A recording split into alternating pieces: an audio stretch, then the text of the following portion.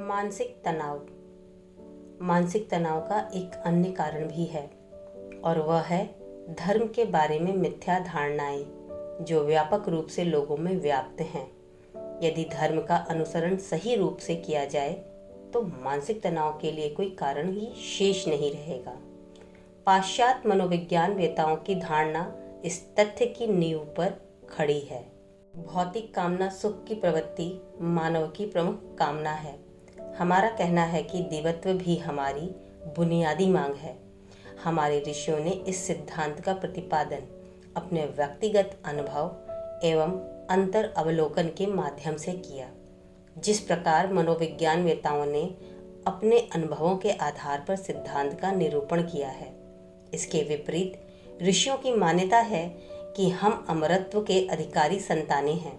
हमारे लिए क्या यह उपयुक्त नहीं होगा कि भौतिक जीवन की परिपाटी के संकुचित दायरे में सीमित न होकर अपने दिव्य विरासत के उत्तराधिकारी बने।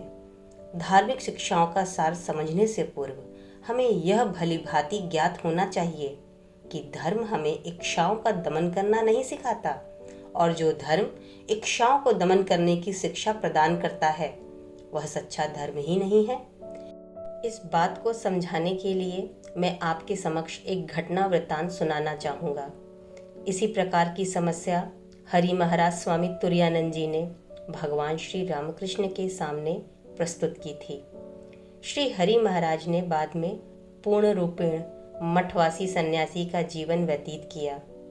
श्री हरि महाराज उन दिनों दक्षिणेश्वर काली मंदिर में श्री रामकृष्ण के निकट सत्संग करने आते रहते थे। वे भारी मानसिक तनाव की स्थिति में थे। इस सन्यासी का एक महान गुण यह था कि वे स्पष्टवादी थे, भेदभाव रहित थे।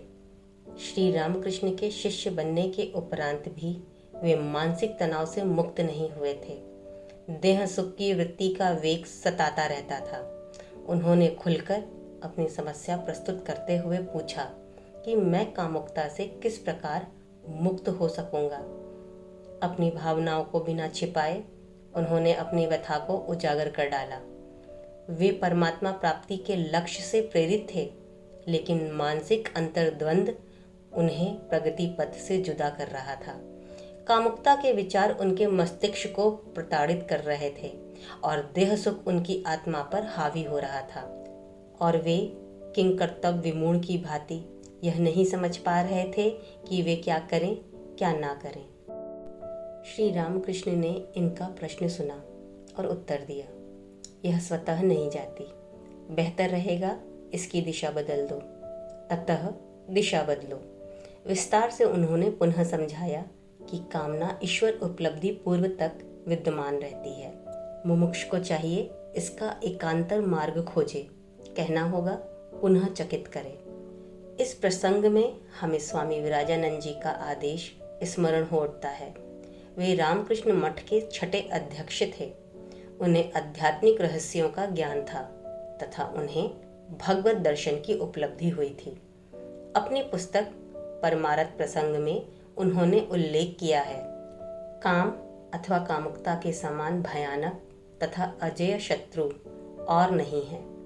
कामुकता अपरिहार्य है, इसे पूर्ण रूपेण मिटा पाना असंभव है। ईश्वर की ओर इसका मुख कर देना यही उपचार है। कामोत्तेजना होने पर हमें ईश्वर के समान सामीप्य स्थापित करने का प्रयत्न करना चाहिए।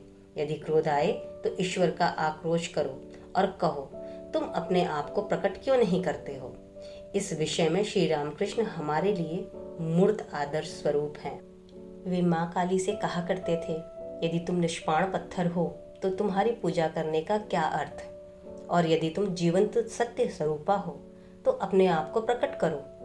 हमें इनके दृष्टांत का अनुसरण करते हुए आक्रोश करना चाहिए। यह हमारी कामुकता को भिन्न दिशा देने के सदृश्य है।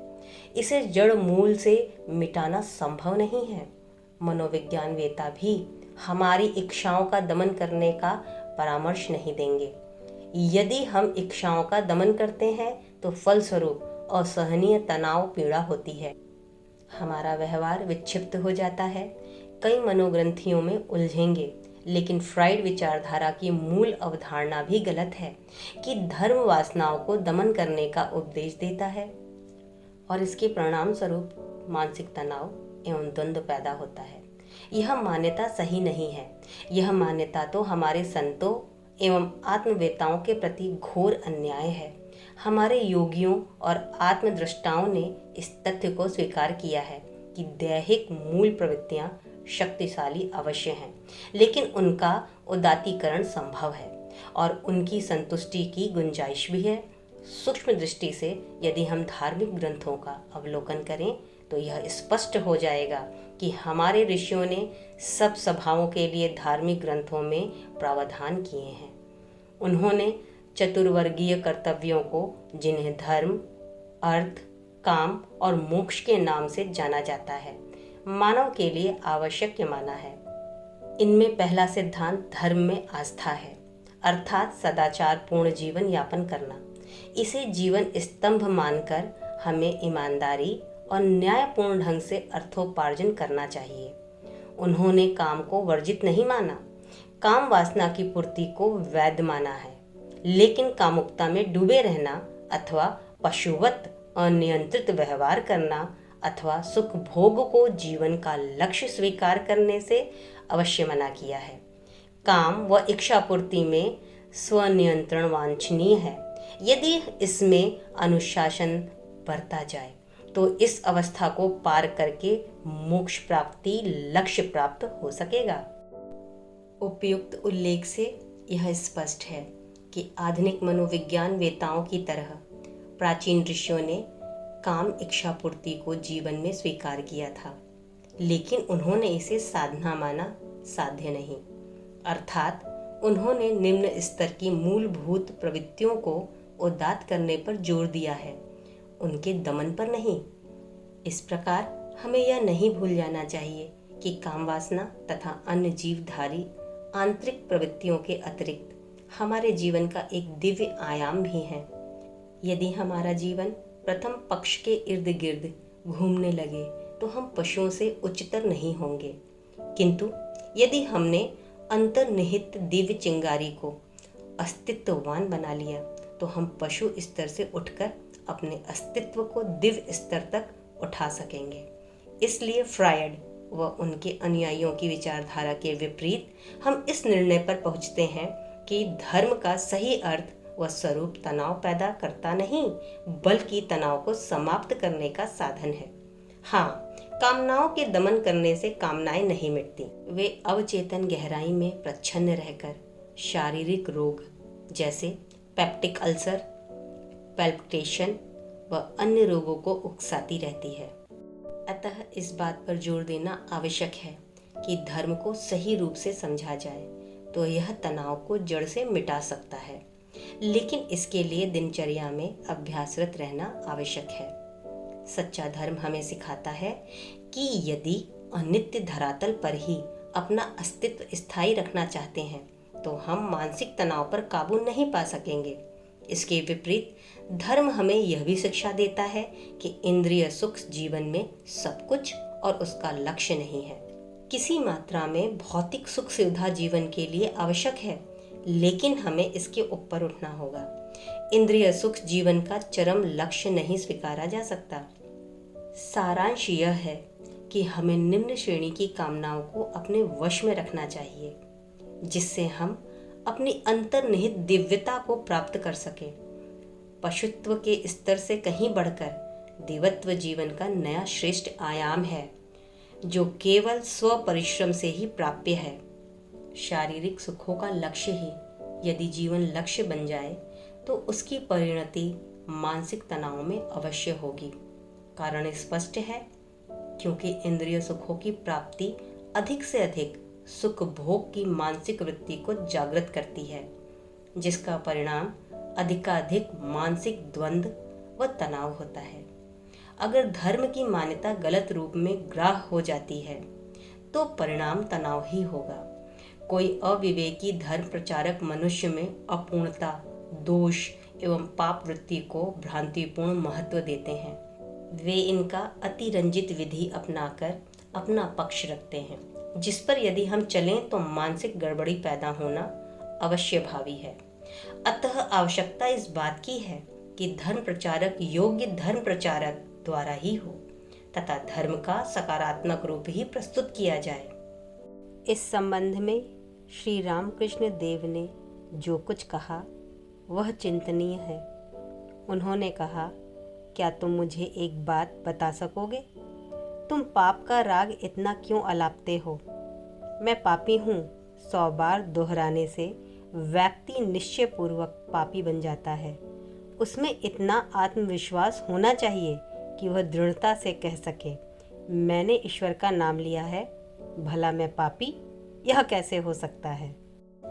ऐसे ही शब्द स्वामी विवेकानंद जी के भी हैं। एक संदर्भ में उन्होंने कहा, संसार में जो हो रहा है उसे सांसारिक दुष्टता ना कहो। इस प्रकार के शिक्षण से संसार कमजोर होता जाएगा। बाल्यकाल से ही लोगों को सिखाया गया है कि वे पापी हैं, निर्बल हैं। मनुष्यों को सिखलाओ कि वे दिव्य हैं, अमृत की संतान हैं। जो लोग अति निर्बल दिखाई देते हैं उनके मस्तक में भी सकारात्मक, शक्तिशाली एवं सहायक विचार बचपन से भरने की जरूरत है। जीवन में ऐसे दृढ़ विचारों को आने दो, न कि वे जो निर्बल और कमजोर बनाते हों। श्री रामकृष्ण एवं स्वामी विवेकानंद जी जैसे जगत गुरुओं के महत्वपूर्ण शब्दों से यह प्रमाणित होता है कि धर्म को यदि यथार्थ रूप से ग्रहण किया जाए तो यह तनाव उत्पन्न नहीं करता, बल्कि तनाव से मुक्त करता है। जीवन के नकारात्मक स्वरूप को व्यक्त करने के स्थान पर उसके सकारात्मक पक्ष को उजागर करना होगा। फिर से स्वामी विवेकानंद जी के शब्दों पर ध्यान दें। कौन कहता है कि हम जन्म से पापी हैं? मनुष्य को पापी कहना ही पाप है। इसका आशय यह है कि यदि हम में पाप वृत्ति है तो हमें उससे मनोग्रस्त नहीं होना चाहिए।